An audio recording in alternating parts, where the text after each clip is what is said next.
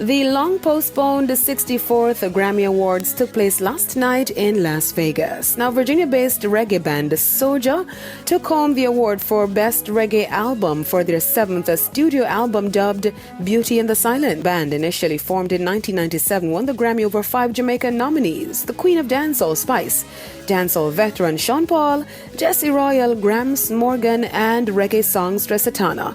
Fans of Spice, who saw her as a favorite in the category, took to social media to express their disappointment. The artist then responded to her fans with this post. She noted that, quote, "Besties, don't cry. We've come a long way. Remember, I came from homeless to this day, so I'm really still very humbled and grateful.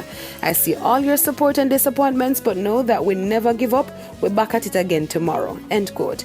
The Grammy Awards also saw big wins, including Olivia Rodrigo for Best New Artist and Best Solo Performance for her hit single Driver's License. Jean-Baptiste, who was this year's most nominated artist, won 5 awards, including for Album of the Year, while duo Silk Sonic, which includes Bruno Mars and Anderson .Paak, took home 4 awards. The award show also featured performances from Jean-Baptiste, Silk Sonic, Lil Nas X and Jack Harlow, Olivia Rodrigo, BTS, John Legend, and a special tribute to Stephen Sondheim. The 64th Grammy Awards was originally slated for January. However, the show was postponed to April amid the Omicron surge. Now, the show was moved to Las Vegas from Los Angeles, marking the first time the show is taking place in the city. The 64th Grammy Awards saw comedian Trevor Noah returning as host for music's biggest night. I'm Deidre Gordon reporting for E! Prime.